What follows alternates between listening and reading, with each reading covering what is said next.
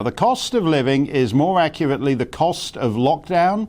The butterflies of our Politico media expert class flapped their wings 2 years ago, and now we are reaping the whirlwind. So here's chaos butterfly Susanna Reid on Good Morning Britain this week, battering the Prime Minister because people can't afford to eat and heat. Elsie is 77. She's a widow and she's a pensioner who lives in a council house. She receives a pension of £170 a week. Her energy bills have gone, get this, from £17 a month to £85 a month. Yeah. She will pay an additional £816 a year. To cut down on spending, Prime Minister, Elsie has now resorted to eating one meal a day. She's 77 years old. She's losing weight. She goes to the supermarket at the end of the day to buy yellow sticker discounted items. She gets up early in the morning to use her Freedom bus pass to stay on buses all day to avoid using energy at home. What else should Elsie cut back on, in your opinion? I don't want Elsie to cut back on anything. Let's talk about Elsie and what we're doing. And just remind you that the 24-hour Freedom bus pass was something that I actually introduced, just parenthetically. Marvellous. So Elsie should be grateful to you for her bus pass.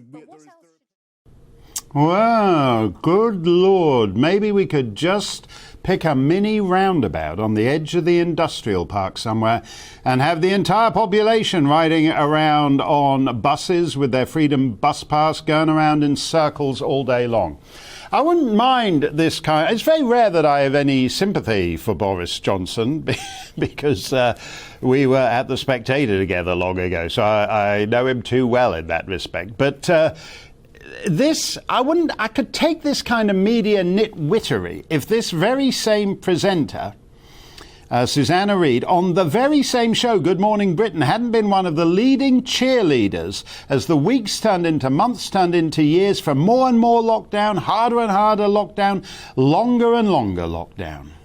Nobody could have watched that press conference without thinking, hang on a moment, didn't 10 days ago Boris Johnson say a lockdown shouldn't happen in the House of Commons when Sir Keir Starmer had said we need to have Boris Johnson didn't just... Yeah, we need more lockdown, harder lockdown. Give it to me even tougher and more miserable.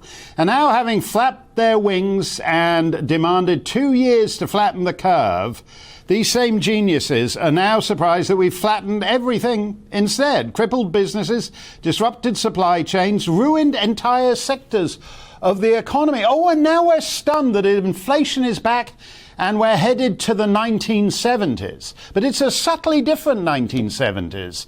It's like a 1970s after you've spent the 1960s sitting in your bedsit all alone because of the Hong Kong flu. Oh, let's do something no one's ever done. Let's shut down the economy. Oh, what's this? Inflation? How did the cost of living? How did that happen? In Good Morning Britain world, this is why most of the media is complete rubbish, because in Good Morning Britain world, everything exists in isolation. On the one hand,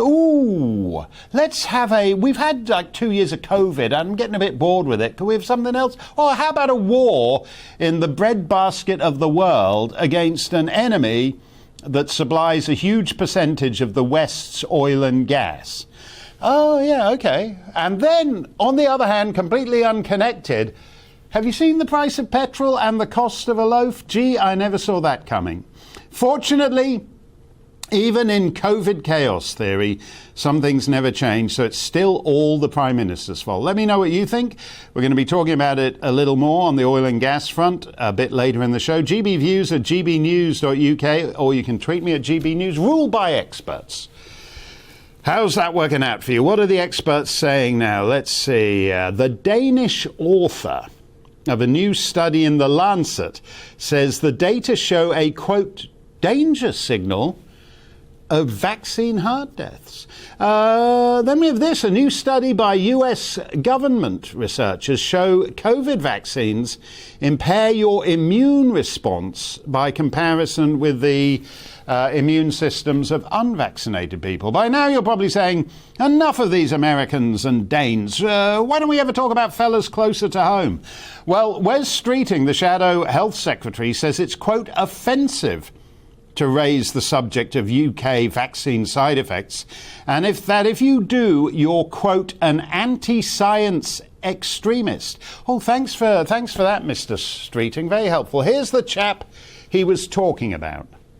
Mr. Speaker, does my right honourable friend accept that there is another NHS treatment disaster in the making, in the fact that there may be 10,000 or more people who have suffered serious injury or even death as a result of adverse reactions to the COVID-19 vaccinations?